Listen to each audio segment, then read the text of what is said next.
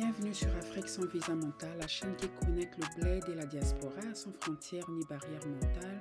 Ici, on parle vrai, Afrique, actu, culture, société et tout ce qui fait vibrer nos racines et nos rêves. Alors, likez, partagez et abonnez-vous pour plus d'informations sur la race noire. Donc, nous continuons sur le sujet du boycott, donc la guerre des Noirs américains contre les Africains aux États-Unis. Donc, le jeune qui parle là en ce moment, vous allez entendre, je vais vous dire ce qu'il est en train de raconter. Moi, en tout cas, ça m'a donné des frissons. Ça m'a donné des frissons. Vous allez vous réveiller. J'avais dit ça dans une de mes vidéos que j'ai postée il y a quelques jours. Vous ne voulez pas la guerre avec les Noirs américains. Donc, ce gars est vraiment venu dire exactement ce que je craignais. Donc c'est dans cette vidéo.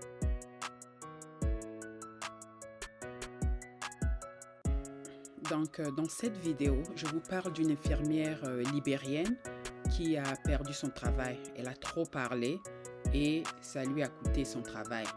Donc, gardez l'écoute, regardez la vidéo jusqu'à la fin. Vous allez voir ce qui lui est arrivé.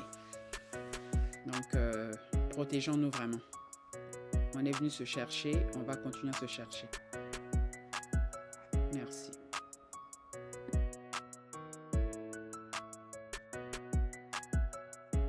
Puisque les Afro-Américains veulent faire la guerre, essayons. Voyons voir. Un jour, appelons tous à ne pas aller au travail, partout aux États-Unis. Tous les immigrés s'absentent du travail. Oui, s'ils veulent la guerre, voyons ce qu'ils peuvent prouver.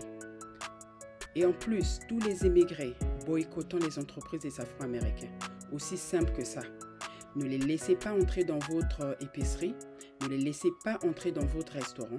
Ne les laissez pas entrer dans votre salon de coiffure. Vous voulez faire la guerre? On va la faire. Et on peut aussi demander à tous nos médecins africains, oui, de boycotter les traitements pour les Afro-Américains. Comme je l'ai dit, vous ne voulez pas faire la guerre avec les Africains.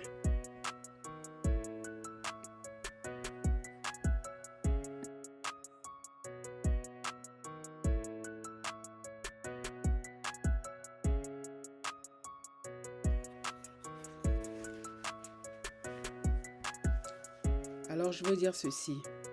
Tu sais, elle part comme si on voulait faire la guerre. Frère, nous, on ne veut pas de guerre avec vous. On veut juste se concentrer sur nous-mêmes. Je m'excuse pour les Afro-Américains. C'est un manque de respect. Quand certains parlent de la forme de votre tête ou que votre pays n'a pas d'eau, je m'excuse. Je ne soutiens pas ça, d'accord? Tu vois, ça, c'est moi qui prends mes responsabilités. Mais les Noirs américains ne veulent pas la guerre. Mais vous savez,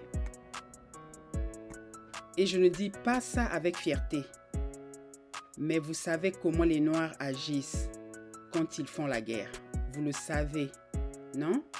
Et la différence entre les Noirs américains et les Africains, c'est que les Noirs, surtout dans la rue, on a déjà fait la guerre avec d'autres groupes aux États-Unis qui ne sont pas des Noirs.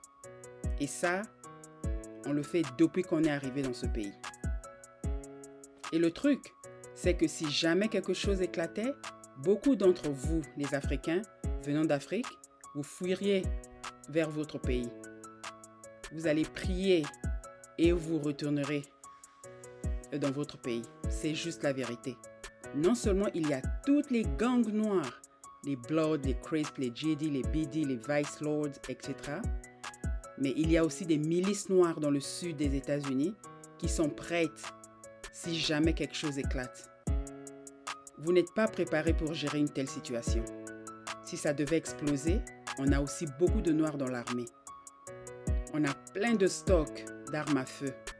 Tu vois, nous, même les Afro-Américains, c'est qu'on a déjà ça en tête. Qu'un jour ou l'autre, quelque chose pourrait exploser. Et nous, on est prêts. Mais peu importe combien d'argent je gagne, peu importe ce que je fais, combien de diplômes j'obtiens, je sais au fond de moi qu'un jour, quelque chose peut éclater. On est bien préparé pour la guerre ici. Plus que n'importe quel autre groupe noir. Les autres noirs qui viennent ici, eux, ils veulent juste travailler dur, faire des études, s'intégrer et faire ce qu'ils ont à faire. Mais nous, on comprend que tout peut nous être enlevé d'un coup. Alors, on doit toujours être prêt.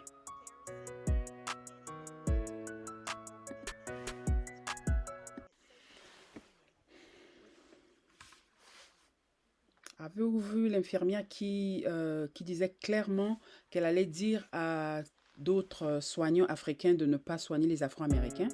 Et l'autre, cette infirmière de 59 ans, qui hurlait à quel point elle nous détestait.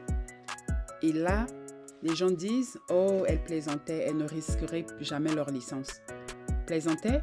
J'ai travaillé dans des maisons de retraite, j'ai été dans les hôpitaux. Elle ne plaisantait pas. J'ai vu comment ils traitent ceux dont la famille ne vient jamais. J'ai dû supplier des proches, venez voir vos parents, venez vérifier. Parce que quand ils savent que personne ne vient, c'est là qu'ils maltraitent. J'ai travaillé dans un centre Alzheimer. Ils attachaient des résidents à des poteaux avec des draps. J'ai appelé le gouvernement. J'ai quitté cet endroit en disant c'est illégal, on ne traite pas les gens comme ça. Et puis j'ai dû mettre mon propre père, dans une maison de retraite. J'ai vu la sonnette d'appel allumée et lui me disait personne n'est venu m'emmener aux toilettes. Et il le traitait mal parce qu'ils étaient obligés de s'occuper de lui. Chaque fois que je quittais la ville pour quelques jours, je revenais et mon père me disait qu'on le maltraitait. Alors non, ce n'est pas un jeu. Elle ne plaisantait pas. Et maintenant, on parle de guerre, on parle de boycotter les soins. Imagine prendre soin de quelqu'un que tu détestes au fond de toi. Tu crois qu'ils vont vraiment respecter ce serment de soigner quand ils ont déjà du mal à le faire pour des Blancs? Alors pour nous, les Noirs? Non, chérie, ne plaisantez pas. Et le plus fou dans tout ça, c'est que les Afro-Américains ont bâti des droits civiques. Ceux-là même qui ont ouvert les portes aux professionnels africains dans le milieu médical, ici aux États-Unis. Et maintenant, certains osent parler de refuser des soins. Ce n'est pas un clapback, c'est de la cruauté. Tu n'as pas besoin d'aimer les boycotts. Mais si ta réponse, c'est de souhaiter la maladie ou la mort à ceux qui posent des questions légitimes, alors tu ne défends pas ta communauté, tu l'humilies. Les soins sont sacrés. Et si tu es prêt à les corrompre pour une embrouille sur Internet, alors tu ne les as pas considérés comme sacrés.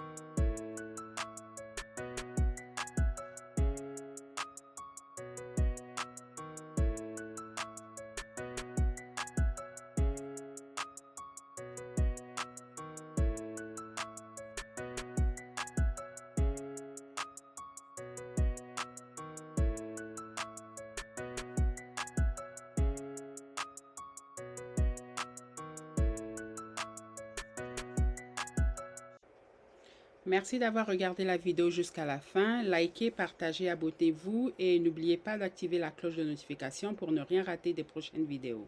Merci, au revoir.